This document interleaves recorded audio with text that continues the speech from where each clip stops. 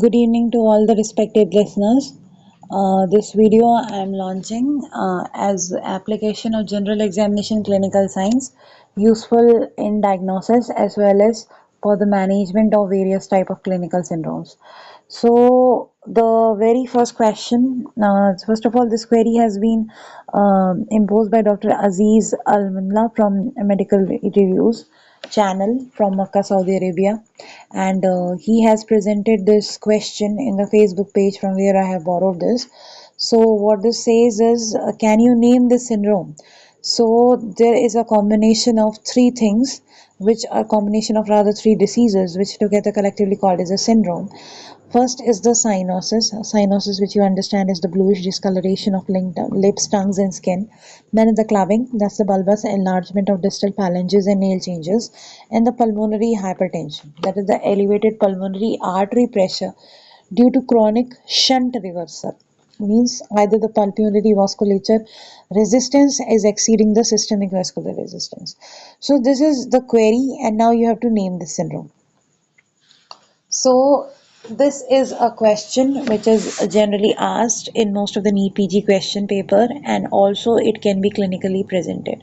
So we'll just go in depth of this particular query, and that's how we'll decode eventually how we can also deal with a lot of other clinical presentations, lot of permutation and combinations which involve the same clinical science. And with the things start from the clinical examination, the head to toe examination, that is the general examination. So if you can see, these are the clinical findings whenever the patient will come up to OPD, and suppose you ask for examination of the nails, what you will find is the clubbed fingers. It's very classically given. These are the clubbed fingers. You can see, we'll study in detail later on. Then this, what you can see, you will see the bluish discoloration of the lips, tongue, and also the phalanges, distinct phalanges. So it's a sort of cyanosis. The type and all we'll discuss later on. Then this, you can see, these are the signs of clubbing. The Chamor sign, which is normal. Then this is the clubbed finger, and the pharyngeal depth ratios. You can see the DPD and IPD means the interphalangeal D and DPD. These ratio, pharyngeal depth ratio is normal, and in clubbed fingers it is equal, and you have been seen the ratio has been altered. So these all are the clinical signs which a clinical physician will elicit in this patient, and will also go for an echo, to do echo. And if they found some cardiac abnormality, particularly the PAH or pulmonary artery hypertension, which is classically because the person is also complaining about the dyspnea on exertion. So if the examiner knows, or if the physician knows that these three things or these three possibilities are occurring all together, it is going to result in the syndrome that's known as the Eisenmenger syndrome. So we'll just start the detailed analysis of the clinical scenario and the query which we have seen so far. The medicine question, which is mostly asked in EPG examination and may also be seen in variety of patients who are presenting with the clinical OPD. So what is the point of this channel? That physiology is diagnostic as well as curative. So let us just go step by step and decode that is actually possible. So see, the first question which he asked is, can you guess this right? The answer is Eisenmenger syndrome. If you are like a Kramer, or if you are a bookworm, you will just learn, okay, there's an Eisenmenger syndrome, which is having characteristically three combination of clubbing, cyanosis, and pulmonary hypertension. Here itself, your study would got limited, and you will not proceed further, and you will just see the clinical pictures, just see, okay, I have learned that this is Eisenmenger syndrome. But now you see, if you will just decode all these in a very much nice detail, how many type of clinical cases you can actually understand, and you can actually diagnose, and you can actually cure. Let's see one by one. So we don't know, and now we just suppose, let's with decode one by one, that only a patient has came to your chamber, and he or she is showing the clubbed fingers and bluish discoloration of the skin and difficulty in the breathing. After that, let's see. First of all, let's clear that what do you understand by the term syndrome? Syndrome is the combination of more than one disease, and syndrome will always have the presentation or the clinical features of all the diseases which are present in combination within that particular syndrome. For example, if a patient is suffering from Eisenmenger syndrome, it will show all the clinical features. It will be showing clubbing, it will be showing cyanosis, and it will be also showing the symptoms in pertaining to the pulmonary hypertension, which is restricted in within the domain of this Eisenmenger syndrome. So also one should also remember the difference between the sign and symptoms, which is a very basic thing. Sign is what the doctor finds in an on examination, like generally in the general examination, the head to toe examination, and knows the name of, means it is the part of the doctor, and symptom is the part of the patient, what the patient is complaining of, the chief complaint of the patient, what he's giving the history, that is collectively the symptoms. And sign is what the clinician elicit on the physical examination, on the general as well as the systemic examination of the patient. So the first mandatory examination is the general examination, the head to toe examination, which is most important. So we know we follow a pickle sign, the clinical signs which are most, which are we are just eliciting for in case of general examination, which is most commonly termed as pickle sign. P for pallor, I for icterus, C for cyanosis, C for clubbing, L for lymphadenopathy, and E for edema. So pallor we see to see whether anemia is not there, icterus for jaundice, cyanosis for the presence or absence of reduced hemoglobin, and clubbing for the chronic oxygen deficiency or hypoxia to the tissue, lymphadenopathy in case of local infection or inflammation, and edema. Edema is what? Edema is the retention of water in the interstitial fluid above the normal range. So, if these abnormalities are present, these signs clinically can be elicited, and this is how we can see that the normal physiology has been disrupted in the patient. Somewhere there is some abnormality. Now, if you come to these clinical signs one by one, you should know that in case of edema, the interstitial fluid volume increases. Interstitial fluid can be anything between the cells or between the capillaries, between the alveoli, anywhere interstitial fluid may increase. Why? Because of disturbed capillary filtrate dynamics. For the capillary filtration, there is a Starling law of capillary dynamics, which is governed by four forces. I hope all the physiologists can recall it. It is the hydrostatic pressure, it is the interstitial oncotic pressure, it is the capillary hydrostatic pressure, capillary oncotic pressure, it is the interstitial fluid hydrostatic pressure, and interstitial fluid oncotic pressure. So the net pressure, the net filtration pressure is governed by these facts. Now, in case the interstitial fluid volume is increasing, that means the filtration is favored more. That means it is because of the capillary hydrostatic pressure, and the capillary hydrostatic pressure is resulting due to the increased lateral pressure which is exerted by the contained column of the blood. And you should know that if the vascular resistance is more, there will be more blood pressure, as we know that this resistance is directly proportional to the force which is exerted on the walls of the blood vessels. So, because more force, more hydrostatic pressure, more filtration towards the interstitium, and more collection of the fluid in the interstitium, which is resulting in edema. So, in this patient, of course, you go for a systemic examination if the patient is complaining of the dyspnea on exertion or the dyspnea on rest. So in clinical examination, you can also find the classical, the auscultatory findings, or all the, the tactile vocal parameters, all these clinical findings in case of systemic respiratory examination you may get of pleural effusion, because this is possible. Why? Because of the interstitial fluid volume may increase, because of that the patient may be experiencing difficulty in breathing. So one of the clinical sign in this case you have already elicited, there is edema. Edema may be at the local level, at the lung level or the pulmonary level, which you can cross check, and with the help of the clinical examination you can cross verify. Second thing, If you see, the pallor is not in the patient, the icterus is not in the patient, cyanosis, yes, we see the cyanosis. We know that if more than 5 gram percent is the value of the reduced hemoglobin in the blood, you will see a bluish tinge or the bluish discoloration in the lips, tongues, or any peripheral extremities of the patient. It is because of the level of deoxygenated blood increases in the blood. So the clubbing is, and another finding is the clubbing. Clubbing is what? Clubbing is the it occurs because of the chronic of hypoxia, chronic oxygen deficiency. We'll discuss this in detail. And lymphadenopathy is a sign for the local inflammation or infection, which is involving the lymphatic vasculature. And because the lymph nodes gets enlarged or swollen due to localized increase in the synthesis of lymphocytes to combat the infection. So among all these head to toe examination signs, what we can see, what visibly we can see, visibly we find only two things, that is cyanosis and clubbing in this patient. Rest of the things, as far as the edema is concerned, it may be occurring as case of pulmonary edema because it is one of the differentials for difficulty in breathing.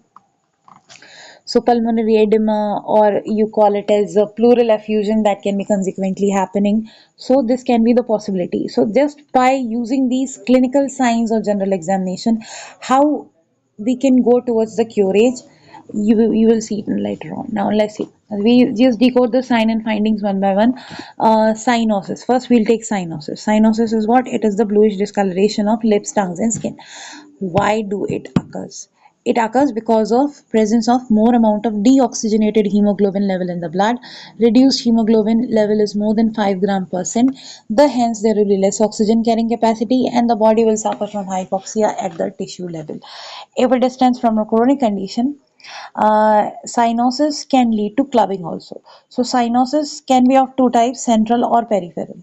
We know that this is central because it is also involving the tongue, lips, and it is clearly given the bluish discoloration is not peripheral in distribution. It is seen in lips and tongues also. And what are the causes of central cyanosis? The causes of central cyanosis is the mixing of arterial and the venous blood, or the inadequate oxygenation. Okay, so this is how this is pointing towards that there is somehow the admixture of oxygenated and deoxygenated blood, the admixture of arterial and venous blood, which is giving rise to this clinical presentation of central cyanosis. So we came to the conclusion that the patient is actually developing central cyanosis, means somewhere in the body the level of the reduced hemoglobin level is more. So somewhere in the body there is actually the mixing of the oxygenated and deoxygenated blood. And we also come to the second sign. The second sign is what? Clubbing. Clubbing is also seen classically in the patient. So bulbous enlargement of the distal phalanges, and you will see the characteristic nail changes. So what happens? The soft tissues or the soft parts of the terminal phalanges with over curving of the nails, right? There is over curving of the nails. The soft tissue is increasing its mass, and both transversely as well as longitudinally. So the terminal phalanges starts looking like a drumstick, right? Like a drumstick. And this is a mechanism of clubbing, or we rather use a club word because they resemble that of the club card, which is used in the playing cards, right? So this term we are using from clubbing, right? The swollen enlargement or bulbous enlargement of the distal parts of phalanges. Now we come to the mechanism of the development of clubbing. What is actually that lead to the increase in the soft tissue mass of the nail bed? It is again the arteriovenous anastomotic channels which are increased in fingers. Means whatever anastomotic communication between the arteries and the veins take place in the distal phalanges, those channels have opened. Those channels have opened and there is hypertrophy of the tissue in the nail bed. Those channels have opened, there is increase in the finger, they are providing more and more nutrition. So the tissue, which is extreme part, it is getting hypertrophied. And the nail bed is a very soft part, so definitely the hypertrophied soft tissue is accumulated in the nail bed. So there is increase in the pressure gradient between the radial artery and the digital arteries, right? In this case, the radial artery is the radial artery and the ulnar artery, they're the branches of brachial artery, and digital arteries, they're just the communication or the further continuation, and they're supplying the digits. So if there is increase in the pressure gradient between the radial artery and the digital artery, what will happen is it will cause the edema. The pressure gradient is more, so what will happen, the blood will start flowing with a more pressure, and it will increase the hydrostatic pressure, and there will be favoring of the capillary filtration as there will be collection of fluid in the interstitium. This will cause edema, right, in the nail bed, and it will increase the cellularity of the connective tissue in the finger. That's why we are saying that it is the soft tissue in the nail bed that is increasing, that is getting hypertrophied. Why?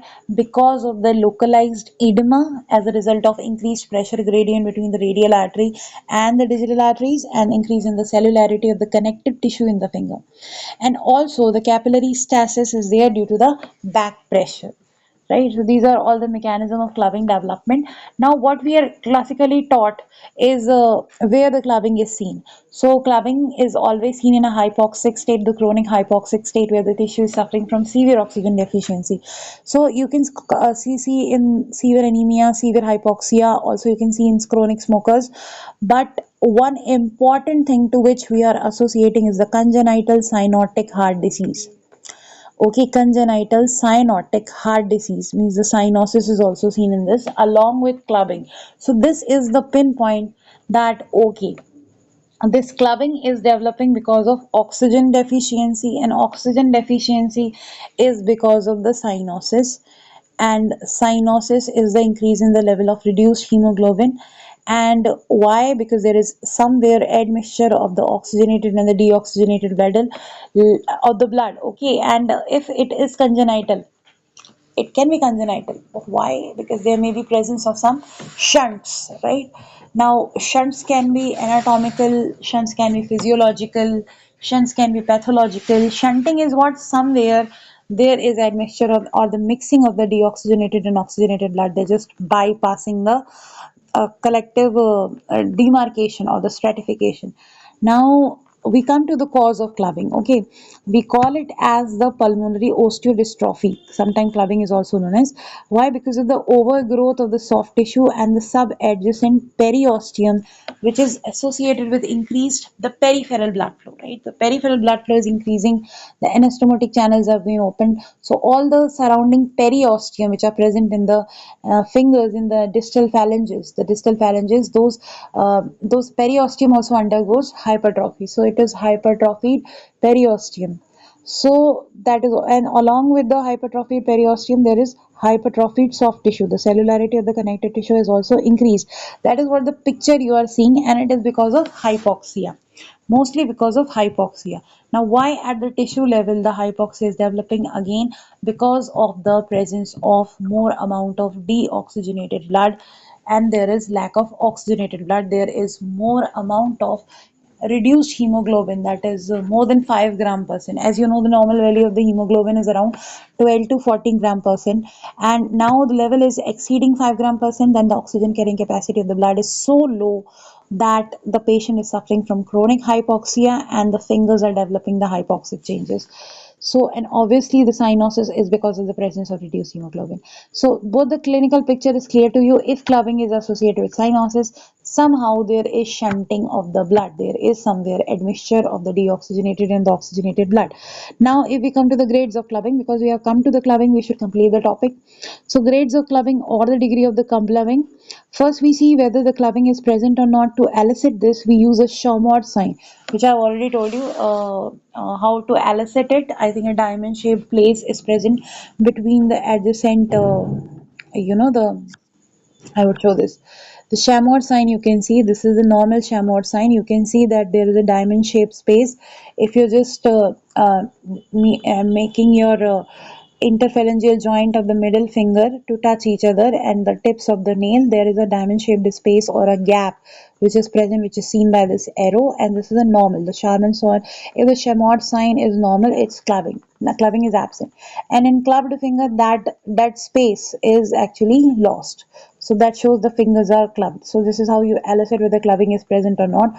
Also, when you see laterally the pharyngeal depth ratio, okay, the distal pharyngeal and the interpharyngeal depth, right? Their depth ratio is normal in case of a normal finger, and in a clubbed, you can see the DPD and IPD, their ratio is disturbed, right? Both transversely and horizontally, the diameter is increasing, so DPD and IPD are almost equal. Here, you can see the DPD is less, the depth is less, and IPD is more because there is some depth or in the nail bed, right? And in case of clubbing, there is over curving of the fingers. Now, if we come back to a conclusion, this was the clubbing, and we have to discuss the grades of the clubbing. The first the first grade is what you have to see when you're just fluctuating the nail and when the fluctuation is present.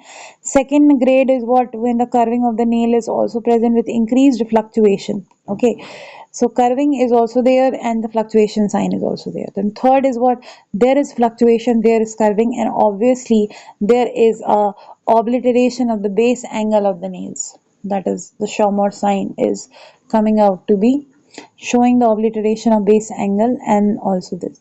Now the fourth and the last grade, that is the highest degree of clubbing, that is the combination of all the three changes plus the subperiosteal thickening of the wrist and the ankle bones.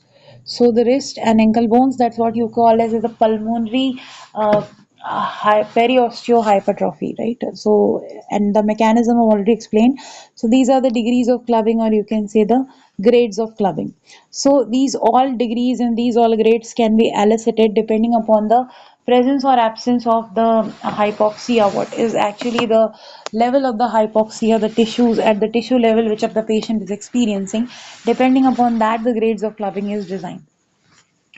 Now, the cyanosis and clubbing is clear. Now we come to, and also one more important presentation is the presence of definite transverse ridges at the root of the nails that is seen in the clubbed fingers.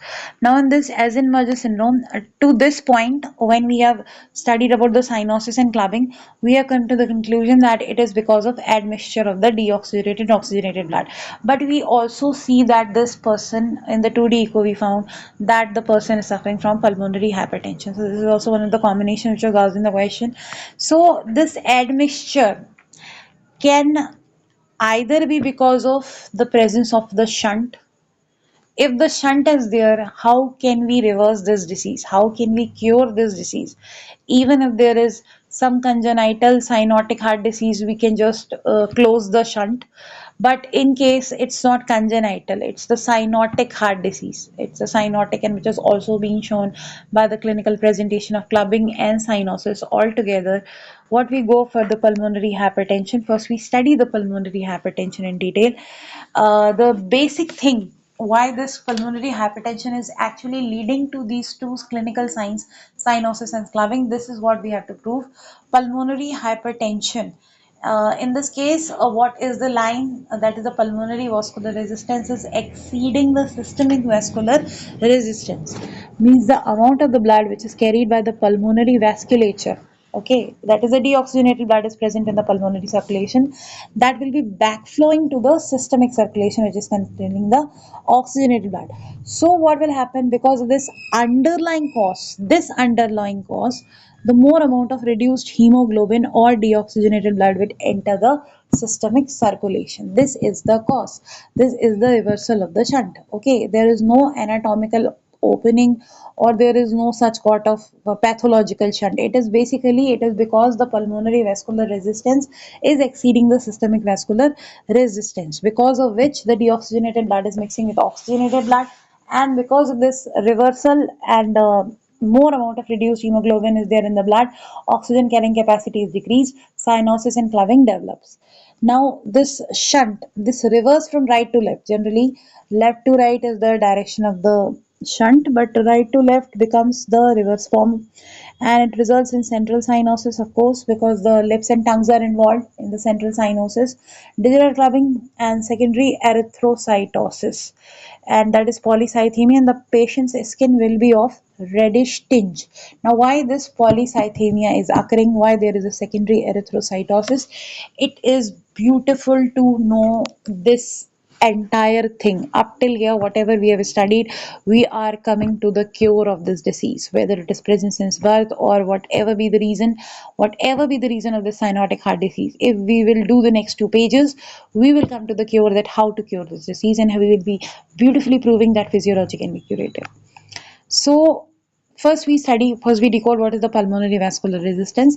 It means it is the resistance which is offered in the walls of the pulmonary arterioles and capillaries by the flowing deoxygenated blood. Means this deoxygenated blood is flowing with a very high velocity and it is exerting a great pressure towards the walls. So there is a pulmonary vascular resistance and it is so high that it is crossing the level of the, and it is becoming more and more, and it is exceeding the systemic vascular resistance. So what here the picture we use, or what the general principle we use, is the hemodynamic principle. Hemodynamics.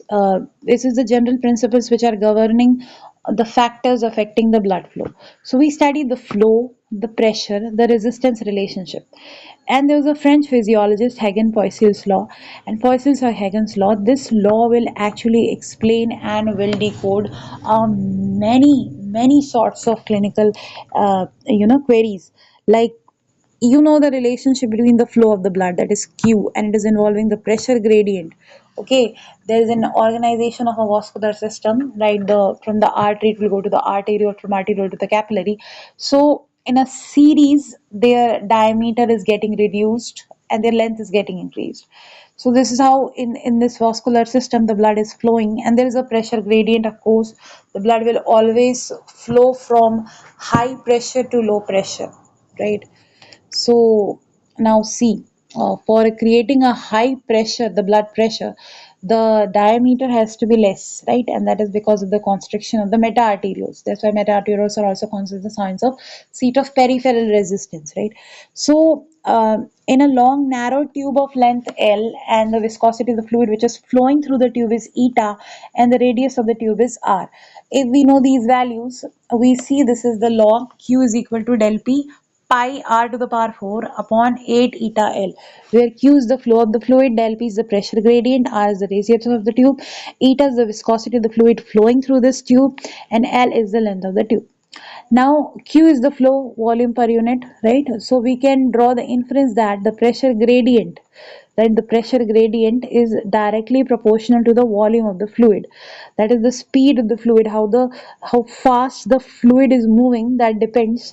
And the hence what the pressure is exerted on the walls of the that closed tube, or the long pipe, which are actually the blood vessels or the capillaries, that depends upon the volume.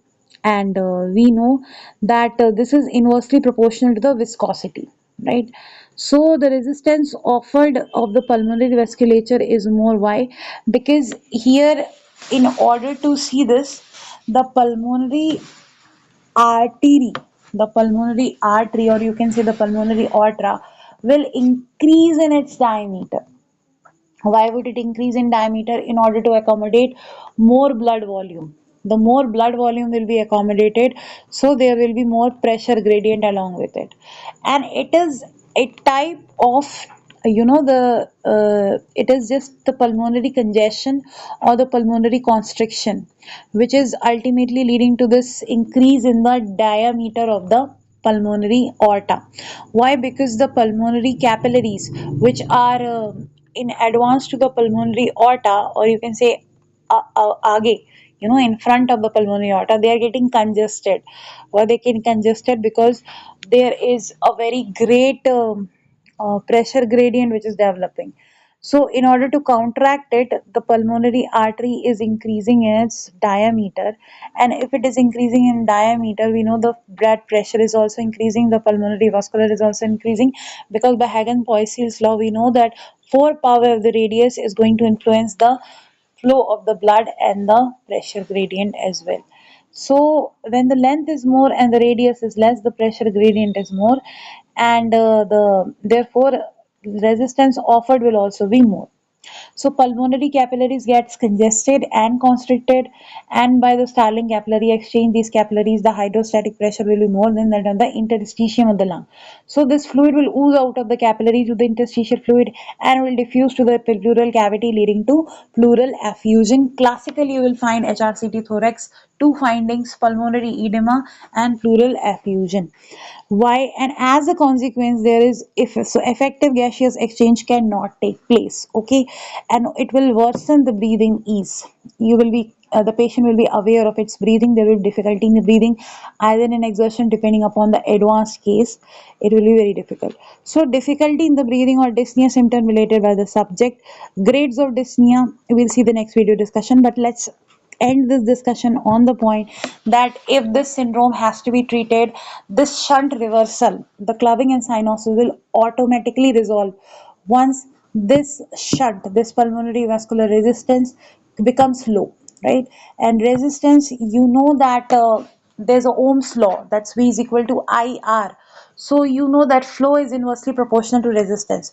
The resistance to flow is actually the vascular resistance.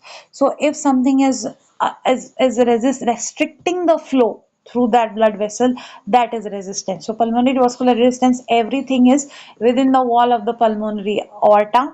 The pulmonary aorta, the muscles are so much in contracted state, there is so much of constriction, there is so much of congestion, the blood flow is so much that the pressure is so much that the volume accommodated is less, and more hydrostatic pressure is resulting in the oozing out of the blood.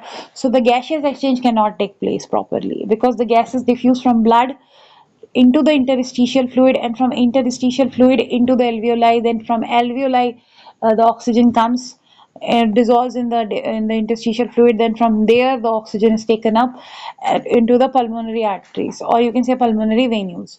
So you see this, actually it is because of the gaseous exchange the surface area is decreased, because there is a lot of collection of the fluid in the pulmonary interstitium. So exchange of gases cannot take place, proper oxygenation cannot take place. Proper oxygenation is not there, the patient is developing clubbing, the patient is developing cyanosis. There is increase in the level of reduced hemoglobin, there is a mixture of the oxygenated and the deoxygenated blood.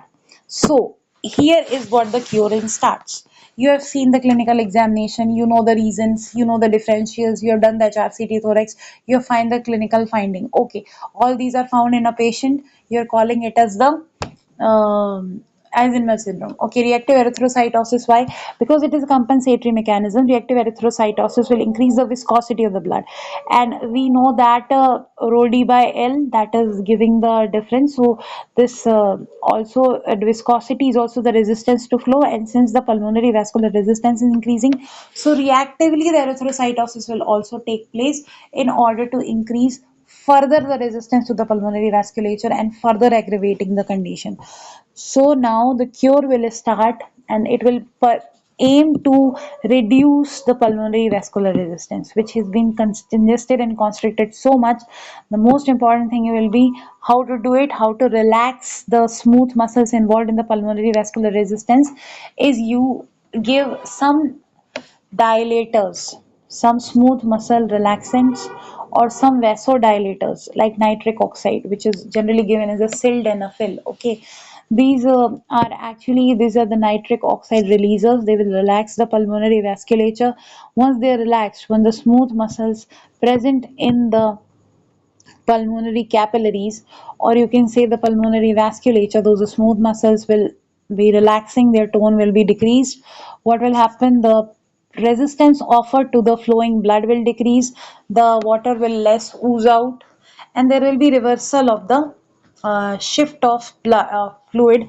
There will be reversal of the capillary fluid dynamics, and everything will be resolved back. So this treatment of sildenafil, this nitric oxide releasers that are actually mediating the relaxation of the or the vasodilation, which are decreasing the pulmonary vascular resistance, is actually the main line of treatment. If you will not give this, there will be again the pulmonary vascular resistance is going to again, it is going to worsen the situation. Cyanosis and clubbing are going to be automatically resolved. What is most important is to reverse this pulmonary vascular resistance. And in order to reverse the pulmonary vascular resistance, we need to decrease the blood pressure. For decreasing the blood pressure, we need to relax the walls of the pulmonary capillaries. Okay, and for that, we are using some nitric oxide secretors, or most importantly, we're using sildenafil as a drug. Okay, and this is the first line of treatment, and this is how we see that if the pulmonary vasculature will relax, the pulmonary edema will be resolved automatically without any yeah, of course, for a supportive therapy you'll have to give a diuretic, but it's a very temporary solution. You give diuretic, it will be again coming back. Okay, you give anything, be it a furosemide or a diuretic, or you give a torsemide, any diuretic daily, give 5 mg, 10 mg, but it is just whatever water is oozing out, it will go daily in the form of urine, but there will be no use. There will be a salt deprivation in your body, there will be a salt craving, but that's a very local and a very temporary solution, and I don't think it is a definitive treatment. But as a supportive measure, what you can do is you restrict the fluid intake of the patient, because this will ultimately aggravate the right heart sided failure if the condition is not controlled. So, we'll discuss in the next video, the next clinical presentation, the future of this clinical scenario and how to reverse it. As I told you, the speed breaker should be made on the pulmonary hypertension itself. And the pulmonary hypertension is resolved if we are giving the vasodilators NO. And of course, for the decreasing the smooth muscle tones of the pulmonary vasculature, most important is to relax the patient. The patient should not be in a state of stress. There should not be any catecholamine or cortisol circulating in their blood.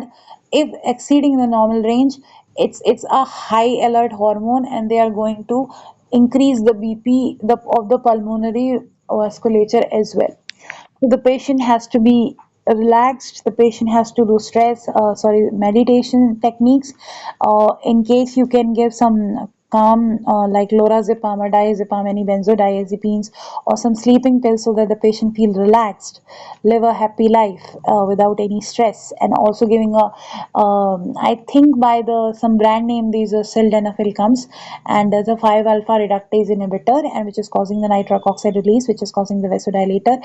You ask the patient to take it 3 times a day. It will be relieved, and all the oozing of water will be relieved, really reversed. And most importantly, what will happen? There will be ease in oxygenation.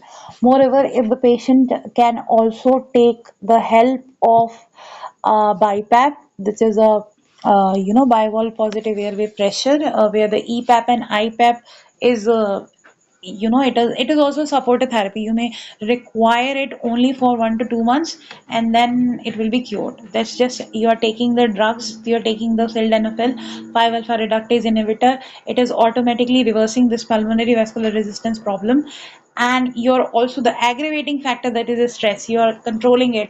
You're doing meditation, you are doing counseling of the patient, you're relaxing, you're leaving everything to God, you're doing enchanting meditation. You're just not thinking to have every control on yourself.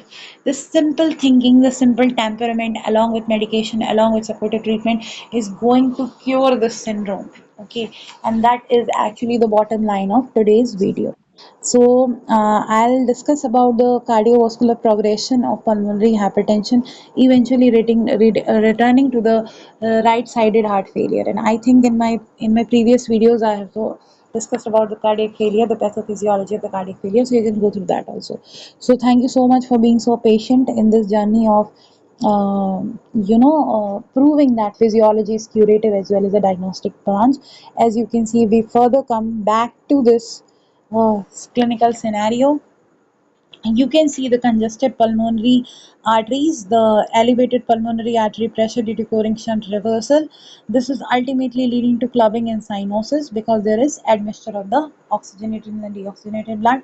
And this can be relaxed only by reversing the pulmonary hypertension by giving some sildenafil 5 alpha reductase inhibitor, that will provide NO, and that will decrease the smooth muscle tone of the pulmonary capillaries, that will resolve pulmonary edema infusion, and it will ease the pulmonary breathing, along with the diuretics and BiPAP, and along with the calming medicine, that would be resulting in the sedative effects on the patient, and they will be calm. There will be no excess release of catecholamines and cortisol, and the hence and of course the blood pressure and sugar and these comorbid conditions are also involved. Their management is important. We'll come to that later on, but I think this purpose of this video is solved right now.